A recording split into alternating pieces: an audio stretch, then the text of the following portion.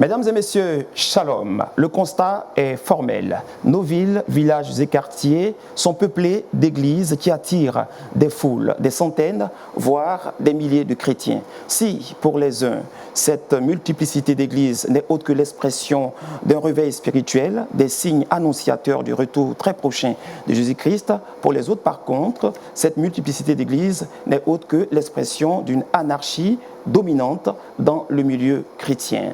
Ces deux positions diamétralement opposées accouchent naturellement d'une problématique, la prolifération des églises, réveil spirituel ou désordre. Tel est le sujet dont nous allons parler au cours de ces 52 minutes de télévision. Mesdames et messieurs, encore une fois, bonsoir et bienvenue à Expression.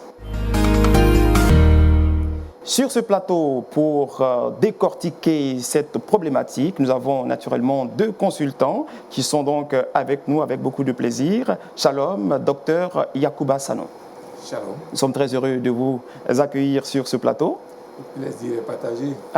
Alors, vous êtes théologien, professeur à l'UACA, c'est cela, qui est l'université de l'Alliance chrétienne d'Abidjan. C'est exact. Voilà, professeur donc de théologie. Merci bien. Juste à côté de vous, un visage qui n'est certainement plus à présenter aux téléspectateurs de Lumière du Monde Télévision, professeur Guibléon Boni, shalom.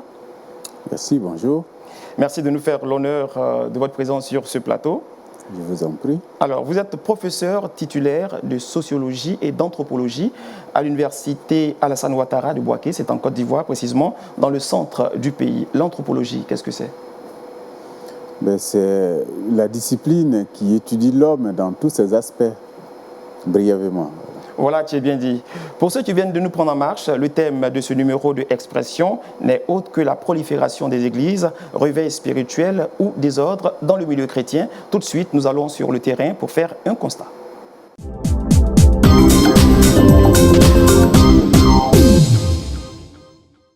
Comme chaque dimanche, le pasteur Samuel Peter Schmidt fait salle comble.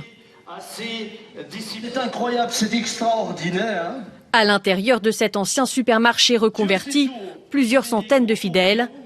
Ces prêches sont retransmis en direct sur Internet, car la majorité sont en réalité connectés de chez eux. Nathalie, qui travaille ici depuis maintenant 10 ans, est témoin de cette évolution. Au culte, quand la salle est pleine, 2300. Et donc, le dimanche, sur Internet, il y a 6000 connexions. Ce n'est pas un concert de rock. C'est un congrès, celui d'une méga church, une église géante, comme il en existe plusieurs au Nigeria. Celle-ci s'appelle l'Église chrétienne rachetée de Dieu.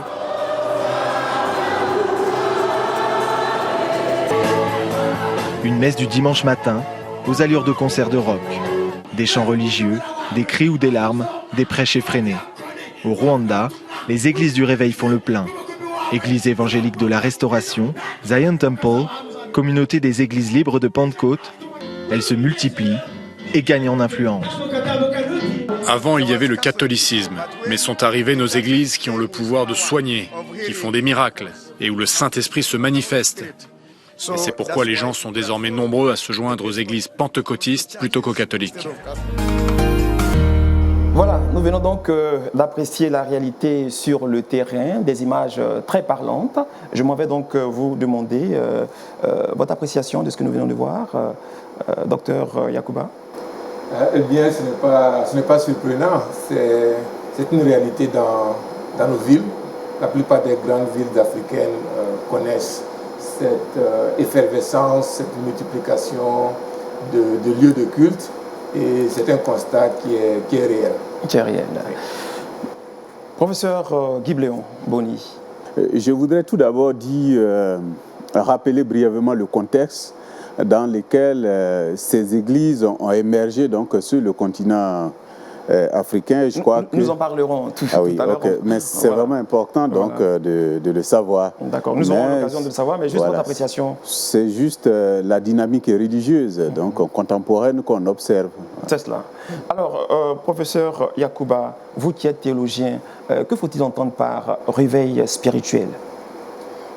Il est difficile de définir vraiment le réveil spirituel. Disons que il y a plusieurs manières de comprendre le réveil spirituel. Je dirais simplement que c'est un bouleversement spirituel, un bouleversement qui peut se traduire aussi sur le plan social, quelquefois sur le plan économique. Mais là, dans la plupart des cas, quand on parle de réveil dans nos milieux, il s'agit d'un bouleversement spirituel. Et que dit la Bible ? La Bible ne parle pas nécessairement de réveil spirituel tel que nous l'entendons. Il y a eu plusieurs réveils dans l'histoire de l'Église. Nous avons des événements dans l'Ancien Testament et dans le Nouveau Testament qui peuvent s'apparenter à un réveil tel qu'on le définirait aujourd'hui. Mais peut-être pour mieux comprendre, il est bon de voir peut-être les actions ou les caractéristiques d'un réveil. Généralement, on a un individu de qui Dieu se sert, ou que Dieu utilise plutôt, pour transformer une communauté. Au cours de cette période de temps, il y a beaucoup de conversions, il y a des repentances, il y a l'action du Saint-Esprit, il y a souvent des miracles. Donc là, on l'a vu dans le livre des Actes, à plusieurs reprises, dans les sorties missionnaires de l'apôtre Paul, nous avons vu également des situations où ces genres de réveils se sont produits. Bien dit. Alors, vous avez évoqué un aspect social. Vous avez dit qu'il pourrait y avoir des raisons sociales. Je pense que le pont est lancé. Nous avons un sociologue sur le plateau, en la personne du professeur Guy Bléon. Quelle explication sociologique pourrait-on aujourd'hui attribuer à cette prolifération des églises ? Comme je le disais tout à l'heure, permettez-moi de revenir au contexte d'émergence donc de ces églises. Je crois qu'en Afrique, ces dernières décennies, ces églises dites de réveil, pentecôtistes, charismatiques, ont émergé dans un contexte de changement social et politique et en même temps de crise économique. Voilà. À partir des années 80 et plus précisément à partir des années 90, nous avons vu que en Afrique, il y a un bouleversement politique. Donc les partis traditionnels semblaient être en perte de vitesse. Donc on a le multipartisme qui était arrivé. Il y avait une grave crise économique aussi qui a frappé tous les pays avec les plans d'ajustement structurel à l'époque, qui ont eu beaucoup d'impact sur les familles et sur les professions, sur le travail de la plupart des gens, sur le système de santé également, a connu un délabrement. Donc, il y a une situation vraiment difficile qui a servi de terreau à la prolifération d'une sorte d'utopie en quelque sorte, je dirais. C'est-à-dire que quand les politiques échouent, qui n'ont plus de solution, je crois que le religieux prend le relais finalement, et c'est ce qu'on a observé avec la prolifération de ces églises qui ont émergé dans ce contexte-là en disant qu'elles ont la solution à apporter à des situations difficiles. Vous avez des familles complètement désintégrées avec une situation très difficile. Donc il y a un message qui est arrivé comme message de solution à ces problèmes-là, des gens qui sont au bord du déclassement social, je dirais de l'invisibilité. Ce message a attiré des gens désespérés. D'accord, donc c'est le désespoir aujourd'hui qui conduit ces populations dans les églises. Votre réaction vous me laissez. Il y avait une situation qui était propice à de tels événements, bien entendu. Donc cette situation sociale aura favorisé, à mon avis, bien sûr, qui a servi de terreau. Alors, docteur Yacouba, aujourd'hui nous avons assez de chrétiens dans les églises. Votre réaction devant l'avis du sociologue qui parle plutôt des situations sociales contraignantes qui aura conduit les nombreux chrétiens à l'église. N'est-ce pas une rencontre avec Jésus-Christ? C'est plutôt des questions sociales? Pas forcément, attention, c'est pas ce que j'ai dit. Attention. Il est difficile de dissocier le social, le religieux, le spirituel. Vous allez encore mieux vous expliquer alors? Oui, attention. Du spirituel, du social. Il y a une convergence d'événements, bien sûr, qui sont reliés. Donc, en faisant le pas avec ce que le professeur dit, évidemment, jusqu'à cette période des années 80-90, nous avions des églises dites historiques qui existaient, qui occupaient le terrain. Donc avec la libéralisation, comme il a souligné, l'institution de la démocratisation, il y a bien sûr eu une sorte d'ouverture. Cette ouverture sociale et religieuse, sociale et économique, a aussi entraîné une ouverture religieuse. Bien sûr, les aspects économiques sont à souligner, mais il ne faut pas oublier aussi que le réveil ou les églises, c'est avant tout aussi une affaire de religion, de Dieu, une affaire spirituelle. Donc, on revient à professeur Guy Bléon qui disait tout à l'heure, donner des précisions. Oui, je dis que cette situation de crise économique, de crise du lien social, je dirais, a servi donc de couverture en quelque sorte de lit à la prolifération, bien à l'émergence de ces églises-là. C'est pourquoi je voudrais vous demander... Et justement, la crise ainsi que la libéralisation politique, parce qu'on avait des partis uniques au pouvoir depuis des années, a permis quand même la libéralisation donc religieuse aussi. Et donc de l'expression libre, de l'expression religieuse, et du coup on est dans un environnement propice donc à la réception ou à la réceptivité d'un autre message, et surtout ce message qui dit avoir la solution donc à un certain nombre de problèmes que les gens vivent effectivement. Donc c'est le message qui est donné, qui est dit que Jésus-Christ a la solution à tout, épouse justement les attentes donc d'une population qui est en grande difficulté. Et n'oublions pas non plus que le réveil dont vous parlez, si on le situe dans le contexte religieux, il est bien de rappeler quand même que ce mouvement est né depuis les États-Unis, donc au 19e siècle. Et ce mouvement de réveil, donc, qui est le mouvement pentecôtiste et qui, par la suite, a donné lieu à plusieurs vagues, donc, est un mouvement qui, au moment où ce mouvement-là naissait, on était dans une période aussi difficile, mais quand même de révolution industrielle, donc aux États-Unis, un peu dans le monde entier, et les gens pensaient que cette période-là, l'Église n'était plus ce qu'elle était, donc les gens s'étaient embourgeoisés et que bon, le message donc ne trouvait plus vraiment ce qu'il avait comme efficacité. Et du coup, il faut un réveil donc pour rappeler les origines donc de l'Église, ses origines bibliques. Donc c'est là la naissance donc du mouvement de réveil. L'Église se présente donc comme une solution. Jésus-Christ se présente donc comme la solution aux problèmes sociaux que rencontrent les populations. Aujourd'hui, vous, en tant qu'homme de Dieu, cette solution est vraiment retrouvée en Jésus-Christ. Quand on regarde cette masse de chrétiens, de personnes, de femmes et d'hommes qui se dirigent vers les églises. Il faut souligner aussi peut-être un autre aspect qui a favorisé l'émergence de ces nombreuses églises. C'est peut-être l'échec de ces églises dites traditionnelles ou de ces églises dites disons, classiques, qui à un certain moment donné se sont reposées sur leur laurier parce que le terrain leur appartenait, donc il n'y avait pas de concurrence, il n'y avait pas de concurrence du tout.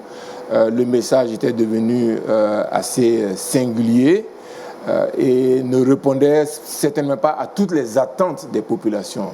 D'où, lorsque ce phénomène s'est présenté et que les gens avaient finalement la liberté de s'exprimer, certains se sont vus appelés par Dieu, où on cherchait à répondre à ces préoccupations de leurs confrères ou co-religieux. Quelles étaient donc les insuffisances de ces églises dont vous parlez, par exemple?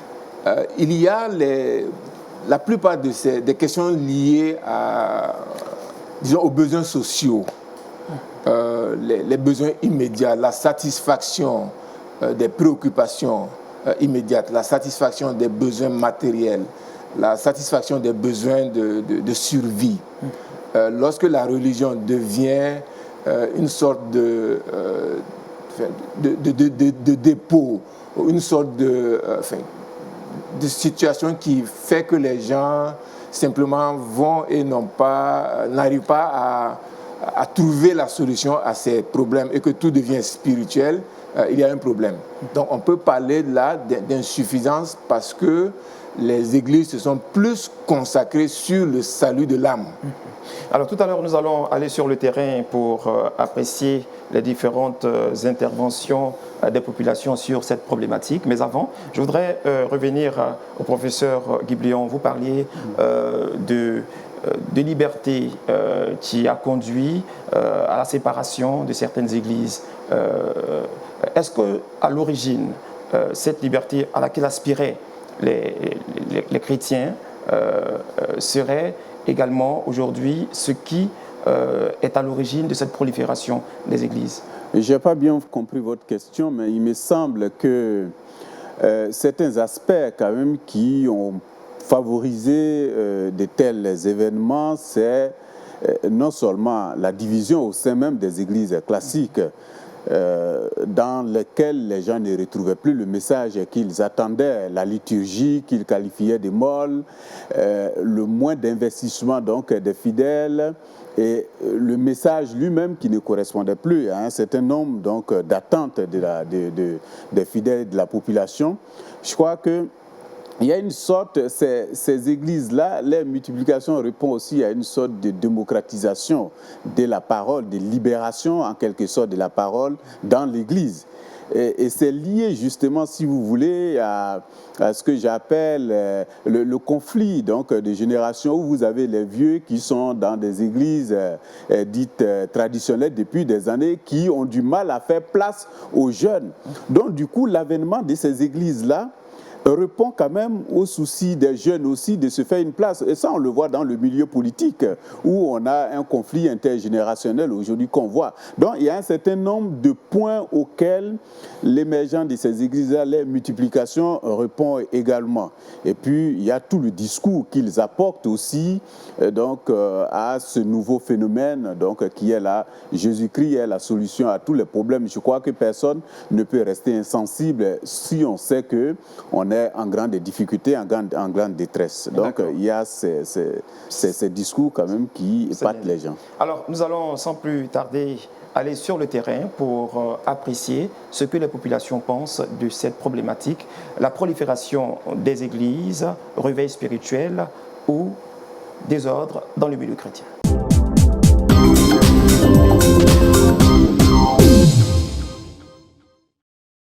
En toute sincérité, il faut que j'aie l'honnêteté et le courage de vous le dire. On est très très loin du réveil spirituel. Parce qu'au jour d'aujourd'hui, les églises qui poussent partout, des prophètes, des pasteurs, partout, on ne voit pas le vrai sens de la religion.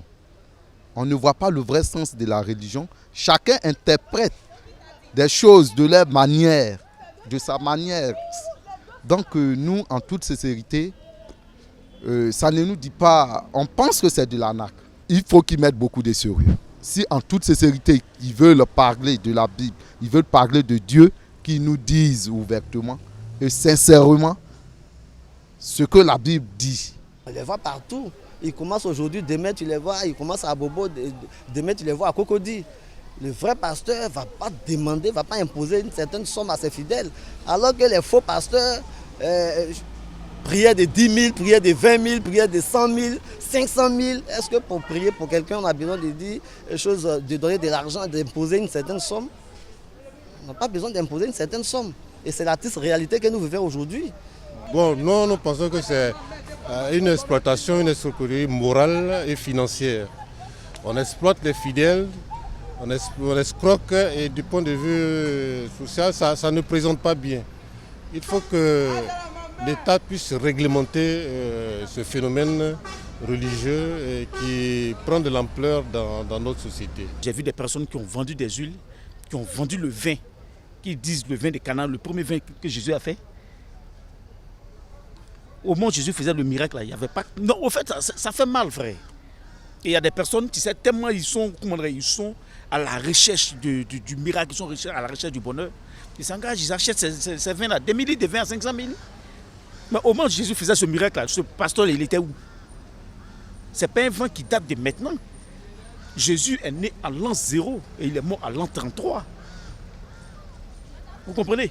On suppose que c'est entre, parce qu'il a commencé son ministère à 30 ans, on suppose que c'est entre 30 et 33 ans.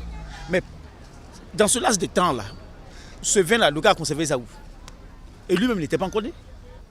Allons, puis creusons, puis cherchons à comprendre vraiment ce qui se passe dans le christianisme actuel. Dans toutes choses, il y a des faux comme des bons. Voilà, aujourd'hui, le diable utilise vraiment ces genres de personnes-là pour créer plein de troubles dans l'esprit des gens, pour amener le chrétien ou bien les enfants de Dieu à vraiment être découragés. Mais il faut vraiment être ancré dans la parole pour connaître, avoir la vision, la connaissance pour voir ce qui est bon et ce qui est mauvais. Voilà, retour sur ce plateau. Nous venons donc d'apprécier les différentes interventions. Pourrez-vous rebondir sur ce que nous avons vu, professeur Guy Bléon?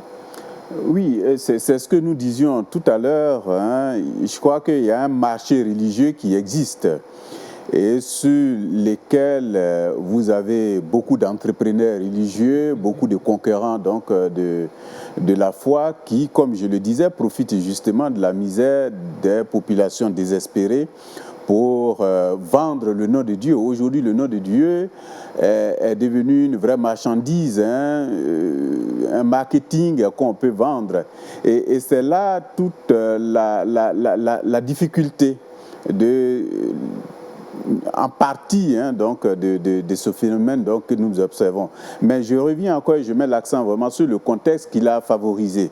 Et je crois que ce contexte il est important, il faut bien le comprendre donc, pour mieux juger donc, ces églises-là. La pauvreté est grandissante, les problèmes sociaux? Bien sûr, parce que la plupart, en dehors des églises classiques à qui on peut reprocher un certain nombre de choses, mais ces églises qui émergent aujourd'hui, et justement le conflit donc, générationnel dont je soulignais tout à l'heure la portée, a libéré en quelque sorte la plupart des jeunes. Et vous avez vu, quand vous écoutez certains témoignages, certains jeunes étaient des désœuvrés, certains n'avaient pas d'emploi, étaient des chômeurs, et du coup, ils sont tous devenus, ils se sont reconvertis. Donc, une reconversion donc, dans le travail de Dieu. Je dis bien dans le travail de Dieu. Donc, du coup, le travail de Dieu ou bien le ministère pastoral aujourd'hui, il a énormément évolué. Avant, vous avez ce qu'on appelait la théologie de la pauvreté, où le bon pasteur, c'était quelqu'un donc qui était vraiment pauvre et qui, grâce à sa pauvreté, donc, pouvait aller au ciel. Mais aujourd'hui, le discours a vraiment évolué. Donc, vous avez la théologie de la prospérité, dans laquelle s'inscrit un certain nombre donc, de leaders. Et cette théologie-là donc, est une sorte donc, de marchandise qui se vend bien et qu'on vend à qui? Donc, aux pauvres qui ont moins et qui peuvent bien l'acheter, donc jusqu'au dernier sou donc, pour hériter du royaume de Dieu. Docteur Yacouba, vous êtes théologien, enseignant. Quel évangile enseignez-vous? D'abord, parlant de la prolifération de ces églises, cette situation pose un problème de légitimité. Savoir qui est légitime. À partir du moment où la Bible dit que Dieu est libre et que le vent souffle où il veut, il est très difficile pour qui que ce soit, étant donné le contexte évangélique même, les racines même du protestantisme font que il y a cette liberté qui est là. Donc chaque protestant, chaque évangélique, avec une Bible, peut se lever du jour au lendemain et créer une église. Et ça, c'est vérifié. Maintenant, quelle est la légitimité d'une telle action? Nous n'avons pas tous les éléments pour répondre à cela. Dans l'Ancien Testament, il y avait une centralisation du culte et ensuite il y a eu des lieux de culte, des sanctuaires qui se sont multipliés. Dans un certain sens, Dieu était dans l'un et dans l'autre. On a la difficulté en ce moment de définir, de déterminer ou de choisir entre le vrai et le faux. Je crois que la prolifération des églises nous amène à cette situation. Qu'est-ce qui est vrai et qu'est-ce qui est faux? Et comment distinguer cela? Dieu agit d'une manière ou d'une autre dans certaines de ces communautés. Et nous devons avoir, quelquefois il faut simplement user du bon sens, comme certains l'ont dit, pour déterminer ce qui est peut-être de Dieu ou ne l'est pas. Justement, pour ne pas tremper dans le faux et suivre cette mariée, entre guillemets, de commerçants du nom de Jésus-Christ. Nous disons ce que Paul a dit aux chrétiens, il faut d'abord sonder les Écritures. Ça, c'est le commencement, le b.a.-ba. Sonder les Écritures pour voir si ce qu'on vous enseigne, si ce qu'on vous dit est conforme à ce qui a déjà été dit par Dieu. Si ce qui est enseigné va à l'opposé de l'Écriture, les croyants, les chrétiens, ont le devoir de réagir. Malheureusement, il est de nature pour beaucoup de croire entièrement, sans critique, ce que certains hommes de Dieu leur disent. Même croient certainement parce qu'il y a des témoignages. Le témoignage seul ne suffit pas. Le témoignage ne peut pas invalider ce que l'Écriture dit. Il y a des témoignages dans l'Église, hors de l'Église, il y a des actions miraculeuses qui se passent un peu partout. Donc ce n'est pas seulement le témoignage qui est le critère infaillible pour déterminer si quelqu'un est un homme de Dieu ou pas. Donc il y a donc la vérification dans l'Écriture, mais il y a aussi le comportement et le témoignage de celui qui prétend être homme de Dieu. Si visiblement il est en train d'exploiter les chrétiens, si visiblement il est en train de s'enrichir sur le dos des croyants en leur demandant de donner et de donner encore, alors il faut se poser des questions. Alors, professeur Diblon, comment, malgré toutes ces critiques qui affluent de partout, parlant justement de ces hommes de Dieu qui anarquent les chrétiens, les populations sont toujours quand même prêtes à aller encore à l'église? Socialement, comment cela pourrait... Moi, je ne parlerai pas du faux et du vrai. Je dirais que ces églises apportent une sorte de thérapie religieuse quand même à des situations compliquées et souffrantes aussi. Le discours n'est pas uniquement axé donc sur le matériel, mais répond évidemment donc aux besoins, aux attentes des populations donc qui y croient. On ne peut pas faire fi de la réalité quand même que portent donc ces églises malgré les critiques. Elles répondent vraiment à l'attente des gens. Comment voulez-vous que des gens malades depuis des années, des gens qui cherchent un emploi qui n'en trouvent pas, des gens qui sont malades et qui n'en trouvent pas, des gens qui veulent aller en Europe qui ont du mal, et que du coup, ils rencontrent quelqu'un qui dit qu'il est pasteur, on prie pour lui, il est délivré, il a le visa. Comment voulez-vous qu'il ne croit pas à un tel message? Je crois que c'est là.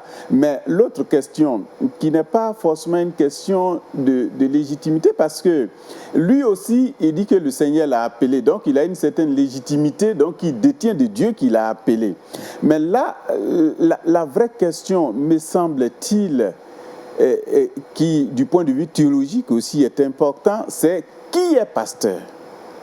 Qui est le vrai serviteur? Qui est serviteur? Je ne dis pas vrai, mais qui est serviteur de Dieu? Quel est le parcours? Et je crois que ça serait bien de le faire. Quel est le parcours d'un serviteur de Dieu? Nous aurons l'occasion de revenir sur cette question importante au cours de ce débat. On va partir maintenant en Afrique centrale pour écouter des intervenants. Nous avons en ligne Maître Ismaël Chimanga, qui est à Kinshasa, en République démocratique du Congo. Bonjour Maître, vous assistez à une prolifération des églises chez vous en RDC? Oui, évidemment mon frère, nous assistons à une prolifération des églises dans notre pays, ce qui est du reste conforme à la parole de Dieu qui nous dit d'aller de faire de toutes les nations ses disciples. C'est-à-dire que la moisson est encore grande, les églises doivent proliférer pour les églises qui sont encore respectueuses de la parole de Dieu, qui l'interprètent fidèlement. Alors vous avez dit respectueuse de la parole de Dieu. Est-ce qu'il y aurait des églises qui ne seraient pas respectueuses de cette parole? Oui, naturellement. Comme la parole de Dieu le dit, il y a livré encore là, en fait, les deux croissent ensemble. Dieu sait trier à la fin qui sont ses serviteurs et qui ne le sont pas. Parce que nous savons que dans tout ce qui est entretenu, parce qu'il faut le dire, nous sommes dans un pays où notre constitution consacre la laïcité. C'est-à-dire qu'il y a plusieurs croyances, plusieurs services. Chacun peut se réveiller, se conformer à la loi de 2001 sur les aspects, parce que dans notre pays, l'Église est considérée comme une association sans but lucratif à vocation confessionnelle, régie par une loi qui existe depuis 2001. Alors, de ce fait, tout le monde peut créer une Église à condition de se conformer à cette loi. Et dans cela, nous savons qu'il y a ceux qui viennent réellement avec une vocation ou un appel de Dieu, qui viennent également pour servir Dieu, et il y en a qui, par manque à faire ou par chômage, considèrent des églises comme des boutiques ou comme des boîtes de production. Alors, maître, ces églises qui sont, permettez-moi l'expression, qui sont hors la loi, que dit la législation chez vous vis-à-vis de ces églises? Est-ce qu'il y a des lois pénales? Non, sur le plan pénal, il n'y a pas de sanctions pénales quand une personne se conforme par la législation. Le pénal ne peut intervenir qu'au moment où la personne qui anime cette église ou les personnes qui composent cette église enfreignent à la loi pénale ou commettent les actes qui sont qualifiés d'infractionnels à la lumière de la loi pénale. Alors, est-ce qu'on pourrait parler devant donc cette prolifération de désordre dans le milieu chrétien? Je pense que la réponse doit être nuancée. Il y a des églises qui sont corps du Christ, qui répondent exactement à la mission de faire de toutes les nations les disciples selon Matthieu 28, 19. Mais il y a aussi des églises des arnaqueurs. Ça, on ne peut pas les appeler à l'image de la parole de Dieu église, parce qu'ils viennent pour arnaquer les gens. Ils existent.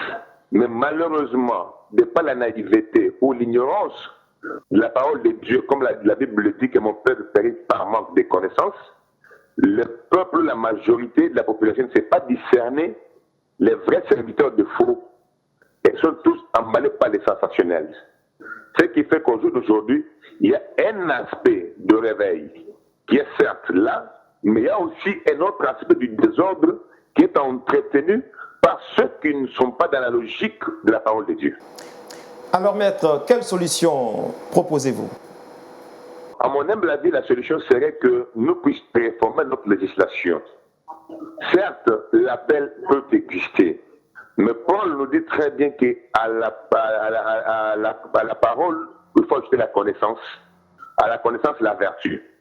C'est-à-dire que je pense que notre législation doit tenir compte de cet aspect des choses en imposant un critérium auquel ceux qui veulent ouvrir des églises doivent se conformer pour ouvrir des églises et renforcer les mécanismes de contrôle. D'accord. Merci infiniment, maître Ismaël Chimanga. Je rappelle que vous nous appeliez de la République démocratique du Congo. Merci. Alors, retour sur ce plateau. Maître Chimanga a donc donné son appréciation de la problématique. Il n'y a pas véritablement, j'allais dire, une législation définie pour ces églises déviationnistes, si on peut ainsi le dire. Dans le passé, il y avait, dans certains de nos pays, disons, une structure ou des structures qui, plus ou moins, contrôlaient l'ouverture des églises. L'État s'adressait à ces structures, ces fédérations ou ces associations, toutes les fois qu'une nouvelle confession religieuse, chrétienne, devrait s'installer. Mais depuis la démocratisation, justement, cela ne fonctionne plus ainsi. Donc ça, c'était déjà un critère, disons, un créneau pour orienter et éviter peut-être cette prolifération sans cesse des différentes églises. Oui. Professeur? Oui, au nom de la laïcité qui est inscrite dans nos constitutions, on ne peut pas empêcher quelqu'un donc d'ouvrir une église. Et surtout quand il se conforme aux critères édictés, par exemple chez nous ici par le ministère de l'Intérieur. Il fait son dossier, il le monte, il envoie, c'est une association qui répond donc à un certain nombre de critères, on ne peut pas donc l'interdire au nom donc de la liberté religieuse consacrée donc par le principe de laïcité. Merci beaucoup. Alors nous allons aller pour le deuxième intervenant par téléphone, pasteur Jean-Paul Yapa. Shalom pasteur. Assistez-vous aujourd'hui chez vous en Côte d'Ivoire à une prolifération des églises? Oui, évidemment, à Abidjan, nous avons beaucoup d'églises qui prolifèrent, naissent comme évidemment des champignons du jour au lendemain. Et bon, évidemment, la question est tellement tangible qu'elle est large parce que aujourd'hui en Côte d'Ivoire, surtout à Abidjan, voilà, dans tous les quartiers, dans les communes, partout, dans les maquis, évidemment, vous entendrez évidemment des personnes prier, même dans les maisons. Et on prie partout. Voilà. Et du jour au lendemain aussi, des pasteurs naissent, des prophètes naissent. Et donc, nous avons beaucoup de ministères comme ça ici en Côte d'Ivoire. Ok, alors est-ce que cette prolifération des églises est le synonyme d'un réveil spirituel en Côte d'Ivoire? Bon, la question, elle est un peu compliquée, mais je vais répondre de deux façons. La première façon d'abord, c'est que non, d'abord, ce n'est pas un signe de réveil, c'est d'abord spirituel. Voilà. Parce que la question de la prolifération des églises, d'abord dans la Bible, selon Matthieu chapitre 24, Jésus, le Seigneur, en a déjà prophétisé. C'est une prophétie. Et donc, dans cette prophétie, il a dit qu'il y aura beaucoup de faux prophètes qui vont venir, voilà, beaucoup de faux Christ qui vont venir, ils viendront en mon nom. Ils viendront dire qu'évidemment, moi, je suis le Christ. Donc, aujourd'hui, le constat, il est amer, mais c'est une prophétie. On ne peut pas, évidemment, la déjouer. On ne peut pas l'éradiquer, parce que c'est Christ lui-même qui en a prophétisé pour dire que dans les derniers temps, lorsque les temps vont arriver à leur fin, vous verrez beaucoup de prophètes, beaucoup de Christ, de faux christianisme, de faux chrétiens apparaître. Mais ils ne vont pas apparaître en disant que moi, Christ, je ne suis pas le Christ. Ils viendront dire que je suis le Christ. Donc aujourd'hui, nous allons à la fin, ce phénomène montre que nous sommes à la fin des temps. Et nous sommes à l'accomplissement de la prophétie de Jésus-Christ. Alors, est-ce que, d'accord, nous sommes à l'accomplissement de la prophétie de Jésus-Christ. Cette prophétie est-elle donc l'initiatrice, j'allais dire, de ces désordres? Fondamentalement, c'est un désordre. C'est un désordre, mais un désordre dans l'ordre divin. Voilà, c'est un désordre, mais qui établit l'ordre divin. C'est l'ordre divin. Ce désordre appelle les prophéties de Dieu à s'accomplir. Voilà, et aujourd'hui, même si quelqu'un est DJ, quelqu'un est féticheur, quelqu'un il est mystique, il peut du jour au lendemain vous dire que j'ai reçu la révélation que Dieu m'a parlé. Voilà, et donc quand c'est comme ça, pour nous qui sommes des hommes un peu avertis, on comprend le phénomène, mais on ne peut pas l'empêcher. Voilà, merci infiniment, homme de Dieu. Alors, on revient sur le plateau. J'ai été impressionné par une phrase, c'est un désordre dans l'ordre divin. Comment est-ce qu'on pourrait expliquer cela, vous qui êtes théologien? Je ne suis pas sûr d'abord que je partage l'avis de votre intervenant. Le pasteur Jean-Paul Yapa. Je ne suis pas sûr que je partage l'avis du pasteur. Sur l'élément que vous venez de mentionner et sur le fait aussi qu'il déclare ou affirme que la prolifération des églises serait le résultat de la prophétie, d'une prophétie de Jésus. Le fait que le Seigneur Jésus ait prophétisé, ait mentionné que des faux prophètes viendront, ne signifie pas qu'il y aurait une multitude d'églises. La fausse prophétie a toujours existé dans l'Ancien Testament et le Seigneur a simplement prédit ce qui va être. Les prophètes peuvent exister, les prophètes normalement ne sont pas des créateurs d'églises. Donc ces gens viendront sans nécessairement que ce soit des églises ou des fondateurs d'églises. D'accord. Bon. Professeur, Guy Bléon, votre appréciation de... Je ne crois pas qu'on puisse parler de désordre. Moi, je parle plutôt de l'expression plurielle donc, du religieux dans un contexte assez difficile où les gens... Oui, expression plurielle, c'est vrai, mais il faut quand même une certaine organisation aussi. Non, mais ils sont organisés, puisque vous allez au ministère, certains ont des papiers, d'autres n'en ont pas, bien entendu. Mais là, si vous posez la question sécuritaire, ça va être difficile. Là, on est dans le domaine religieux et je crois que ça fait partie donc de la dynamique religieuse et qui crée une sorte de marché sur lequel on est, où il y a l'offre et la demande. Les églises dites traditionnelles qui pourraient éventuellement critiquer donc ces églises d'être désordonnées, tout et tout, qu'est-ce qu'elles proposent aujourd'hui comme message qui attire les gens qui sont en difficulté? C'est là la question de l'offre et de la demande. Vous ne partagez pas le concept de désordre dans... Mais je n'ai pas besoin de partager, ce n'est pas moi qui l'ai employé, donc moi je ne peux pas partager ça. Association sur le terrain.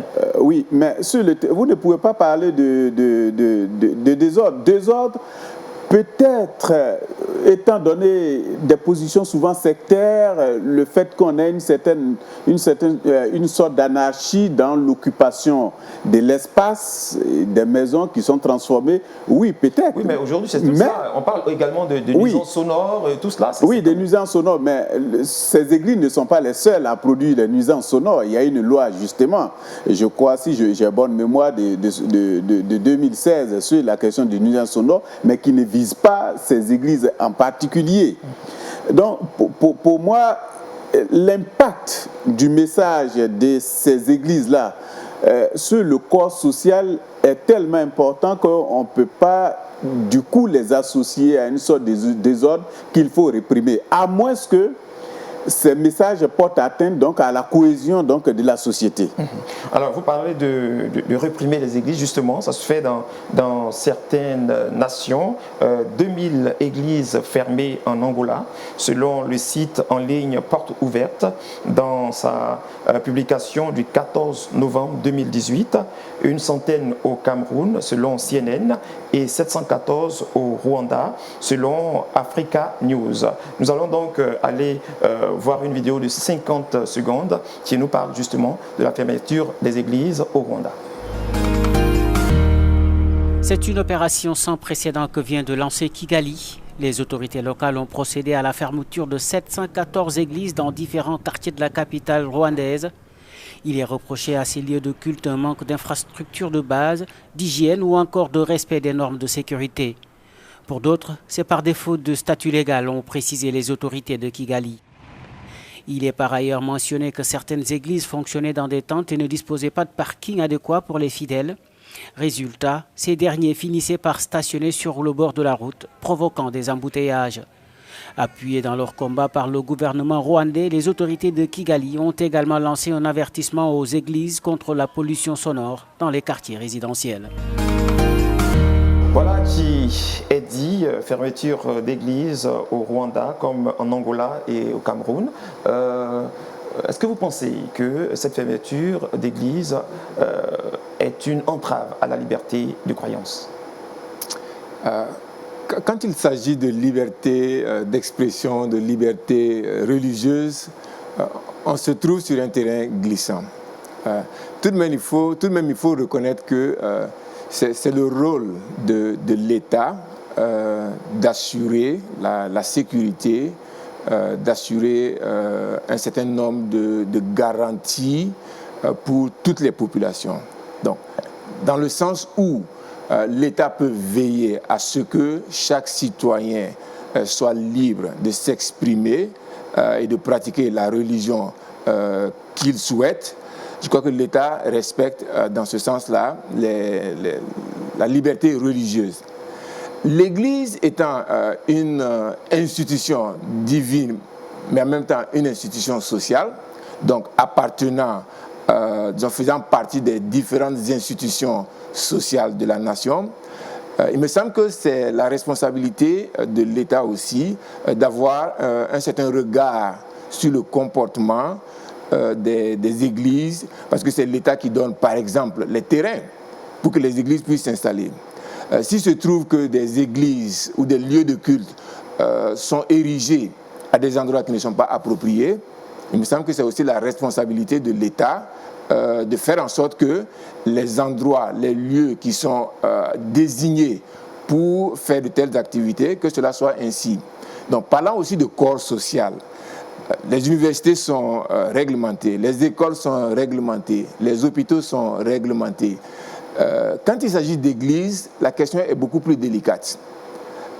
Je ne crois pas que l'État ait nécessairement tous les moyens pour légiférer sur l'existence des églises ou non, mais c'est aussi la responsabilité de l'État lorsque la sécurité des citoyens est menacée, lorsque l'hygiène publique est menacée. Il me semble que l'État pourrait intervenir jusqu'à un certain niveau. D'accord. Professeur Guy Bléon, la fermeture de ces églises, est-ce une entrave à la liberté religieuse?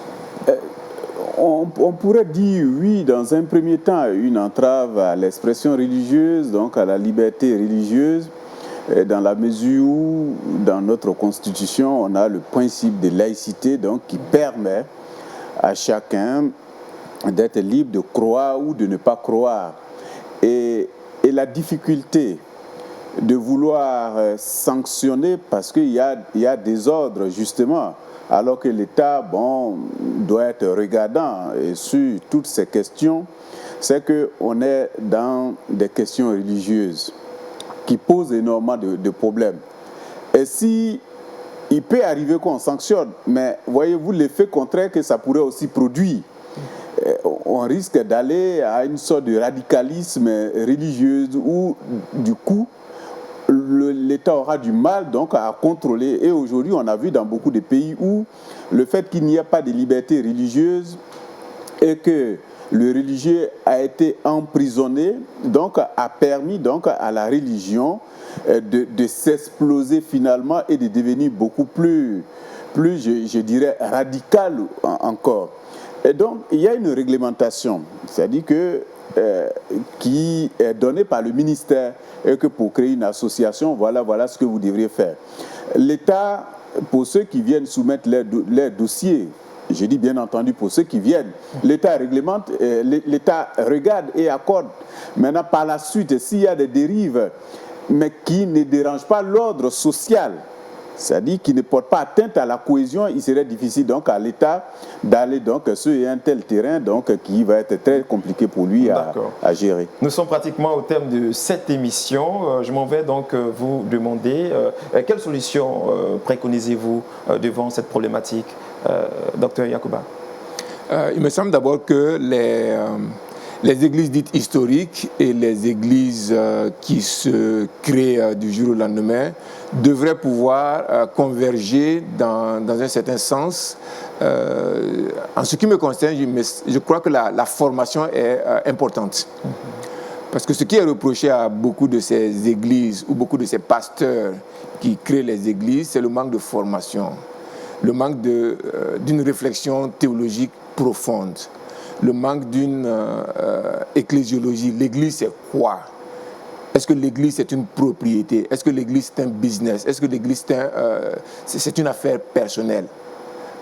S'il n'y a pas de réflexion sur la nature, sur le sens de l'église, nous nous trouvons dans cette position-là. Donc, mon encouragement serait que ceux qui n'ont pas bénéficié, n'ont pas pu bénéficier d'une certaine formation, mais qui sentent que Dieu les appelle à ce ministère, qu'ils prennent l'engagement, la décision de se faire former, d'avoir les outils dont ils ont besoin, les outils théologiques, pour pouvoir diriger un ministère de ce genre. Donc ce sera pour le bien de la société, ce sera aussi pour le bien des chrétiens. Professeur Guy Bléon. Oui, je dirais aussi que c'est vrai que la plupart, ce qu'on a observé dans les différents travaux que nous avons effectués, c'est que la plupart des gens se forment souvent sur le tas. Et donc, du point de vue théologique, il y a une insuffisance qu'il faut, bien entendu, qu'il faut corriger. Mais en même temps, il n'appartient pas trop aussi à l'État de pouvoir donc s'ingérer dans les situations des églises. Mais les grandes organisations, et c'est là toute la difficulté, les grandes organisations qui normalement devaient réguler le milieu ne sont plus aujourd'hui crédibles. ou bien sont dans un état de grandes organisations. Des grandes organisations. Je prends par exemple le cas des grandes organisations protestantes qui ont été emportées par la crise sociopolitique en Côte d'Ivoire ici et qui aujourd'hui ont du mal donc à se faire entendre dans le milieu même évangélique. La preuve en est que vous avez une multiplicité d'organisations qui se réclament du milieu protestant et on ne sait plus quelle est l'organisation représentative aujourd'hui dans le milieu donc, évangélique, capable d'aller devant les autorités pour dire c'est nous qui sommes là. Vous avez une commission évangélique qui est née il y a quelques années, donc qui porte le message, mais qui n'est pas reconnue par la plupart des gens. Et je crois que cette organisation qui est portée par certains leaders, par certains jeunes leaders, a voulu faire le recensement de toutes les églises en Côte d'Ivoire. Mais le recensement, finalement, n'a pas eu lieu parce que la plupart des églises contestaient la légitimité donc, d'une telle organisation. Voyez-vous donc, le milieu évangélique même a déjà, le milieu évangélique et donc protestant, a déjà dans son ADN donc, la question de la diversité, de la libre parole, où chacun donc, est libre donc, de se mouvoir. Et ça, c'est vraiment à l'origine de cette prolifération. Une tradition donc dans le milieu protestant où il y a la liberté, le culte n'est pas réglementé comme on peut le retrouver avec certaines institutions où il y a l'institution donc qui est là et ça aussi c'est une difficulté donc pour pouvoir mieux organiser donc ces milieux. Mais je reviens que nous sommes en matière de laïcité et que le principe donc doit être respecté à partir du moment où ces églises ont un impact important sur le corps social où elles ne portent pas peut-être atteinte donc, à la cohésion donc, de la société. Voilà. Docteur Yacouba et professeur Guy Bléon, nous avons été très heureux de vous recevoir sur ce plateau de Expression pour parler de cette problématique très d'actualité, la prolifération des églises, réveil spirituel ou désordre dans le milieu chrétien. Nous espérons avoir apporté des éléments de réponse à vos différentes préoccupations chez vous à la maison. Bonsoir et merci de nous avoir suivis.